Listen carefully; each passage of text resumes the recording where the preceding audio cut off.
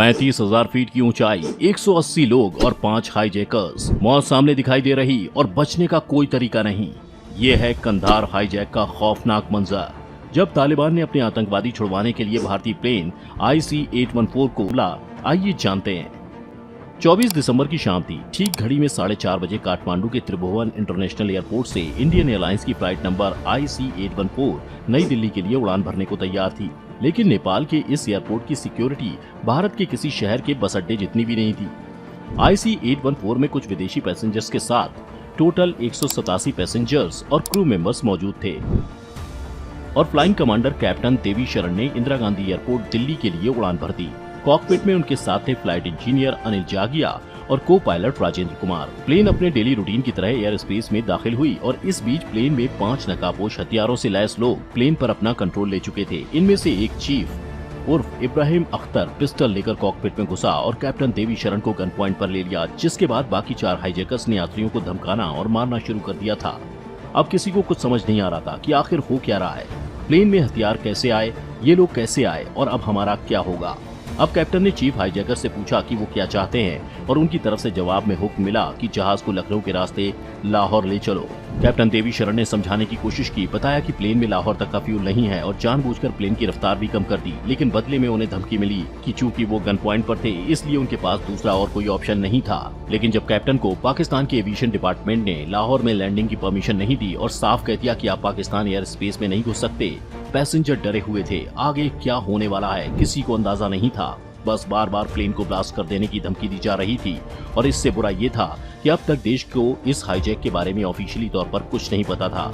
शाम 6:04 पर देवी शरण का मैसेज सरकार तक पहुंचा कि प्लेन हाईजैक हो चुका है और हमारे पास सिर्फ आधे घंटे का फ्यूल बचा है। प्लीज हमें लाहौर में उतरने की अनुमति दिलाएं, वे हमें मार डालेंगे।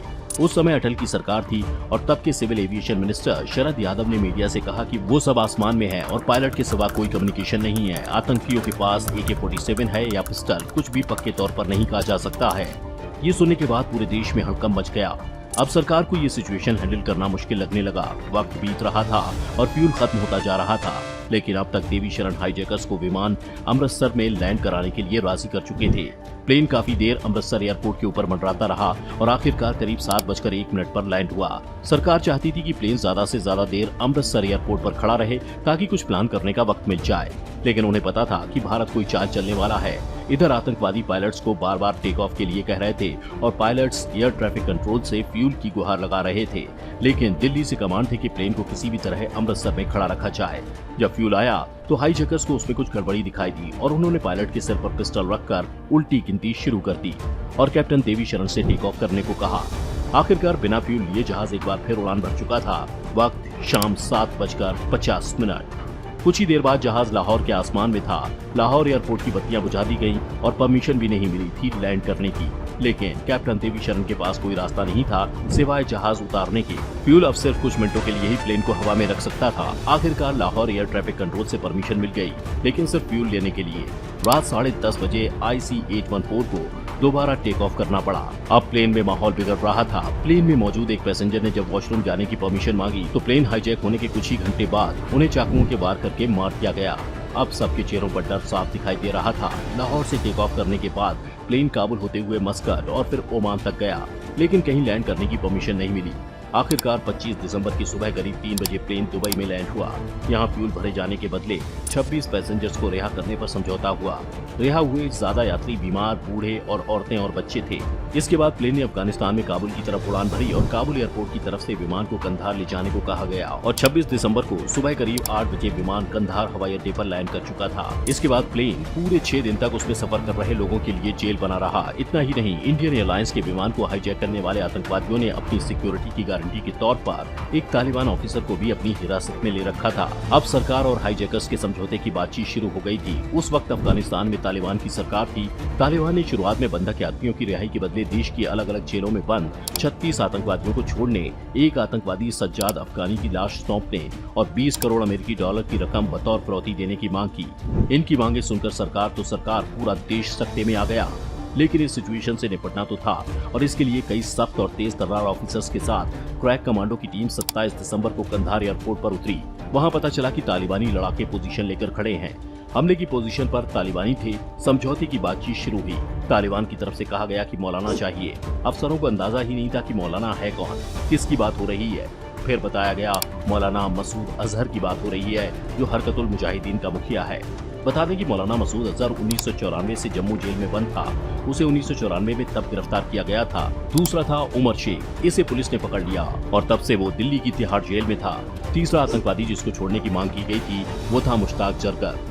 जरगर पर 40 से ज्यादा हत्याओं का आरोप था। इसमें मारे गए ज्यादातर लोग कश्मीरी पंडित थे। अब समझौता बातचीत में तालिबानी बीच में आए। 5वां दिन पैसेंजर्स के लिए काफी मुश्किल भरा दिन था। टॉयलेट्स ओवरफ्लो कर रहे थे। लोगों के चेहरे डर से पीले पड़ गए थे। न खाने का इंतजाम था न पीने का। जैसे जैसे दिन बीतते जा रहे थे, सरकार में बैठकें लगातार हो रही थी। कंधार से आईबी के चीफ अजीत डोभाल का फोन था, सर कुछ जल्दी कीजिए, इनका सब्र का बांध टूट रहा है। 28 दिसंबर को सरकार और तालिबान के बीच डील लगभग तय हो गई। 3 आतंकवादियों मौलाना मसूद अजहर, मुश्ताक अहमद जरगर और अहमद उमर सईद शेख को छोड़ने पर बात तय हो गई और इसमें 36 के बजाय 3 आतंकवादियों को छोड़ने का फैसला हुआ। पूर्व विदेश मंत्री जसवंत सिंह तीनों आतंकवादियों मसूद अजहर, उमर शेख और मुश्ताक जरगर को लेकर खुद कंधार गए ताकि कोई सिचुएशन ऐसी बने जिसमें फैसला बदलना हो तो दिल्ली की तरफ रुख न करना पड़े। अब 2 बातों पर एग्रीमेंट बन चुका था। एक कि तीनों आतंकवादियों की पहचान की जाए और दूसरा कि उसके बाद सभी हॉस्टेज पैसेंजर्स नीचे उतरेंगे। जिसके बाद पाकिस्तानी खुफिया एजेंसी ISI के लोग उन तीनों आतंकवादियों के रिश्तेदारों और दोस्तों को लेकर कंधार पहुंचे। उन्होंने तीनों आतंकियों को पहचाना और प्लेन में मौजूद हाईजैकर्स को बताया कि सब ठीक है, हिंदुस्तान में कोई चाल नहीं चली है। अब हाईजैकर्स ने हाथ और खुशी के इशारे से पैसेंजर्स को भी बता दिया कि अब वो अपने घर लौट सकते हैं। इस इंफॉर्मेशन के बाद पैसेंजर्स के चेहरे वापस जिंदा लगने लगे थे। कुछ देर बाद एक एक करके प्लेन से पैसेंजर्स को उतारना शुरू कर दिया गया। किसी को बहुत ज्यादा चोटें थीं, कोई खून से लथपथ था तो कोई लगातार कई दिनों से भूखा था, लेकिन गनीमत थी कि लोग अब भी पूरी तरह जिंदा थे। मसूद अजहर को छुड़ाने के बाद एयरपोर्ट पर पहले से खड़ी तालिबानी आतंकियों की गाड़ियां रवाना हो गईं। अब ये सब यहीं खत्म नहीं होता। आखिरकार वो हाईजैकर्स आतंकवादी थे, इतनी आसानी से कैसे छोड़ देते भारत को। वो तो ये अच्छा था कि प्लेन के कैप्टन को कंधार में ही पता चल गया था कि हाईजैकर्स ने प्लेन में भारत सरकार के नए साल का एक गिफ्ट छोड़ा है। जिसके बाद जसवंत ने कैप्टन सूरी से कहा कि बेहतर होगा कि हम प्लेन को वहीं छोड़ दें और अपने लाउंज में वापस चलें, क्योंकि उन्हें पता था कि हाईजैकर्स ने वहां कुछ छिपाया है। असल में जिस तोहफे की बात हाईजैकर्स कर रहे थे, तोहफा एक लाल बैग में था और तालिबानी भी इसी की तलाश में थे। बता दें कि जब तक ये बैग नहीं मिल गया, उन्होंने प्लेन को वापस भारत जाने की अनुमति नहीं दी। कुछ तालिबानी लोगों ने वो लाल बैग निकाला और एक रेड पजेरो कार जो कुछ ही देर पहले एयरपोर्ट पर आई थी उसकी तरफ ले गए। गाड़ी के शीशे रंगे हुए थे, इसलिए अंदर कौन था नहीं पता चला। बाद में जसवंत सिंह को पता चला कि उस लाल बैग में 5 ग्रेनेड थे। इस पूरी घटना के बाद तालिबान का असली चेहरा दुनिया के सामने आया था, जिसके बाद दुनिया भर में उसकी आलोचना भी हुई। लेकिन सवाल ये है कि भारत में पहले भी ऐसी हाईजैक वाली घटनाएं हो चुकी हैं, तो क्यों भारत सरकार के पास इससे निपटने के लिए कोई पहले से प्लान नहीं था। और ये सवाल भी आज तक उठाया जाता है कि जब प्लेन 40 मिनट तक अमृतसर में था तो फिर उस दौरान क्यों कुछ नहीं किया गया। जो भी हो, लेकिन हमारे लोग सही सलामत वापस आ गए, ये बड़ी बात है। दोस्तों, ये थी हमारी आज जरूर करें।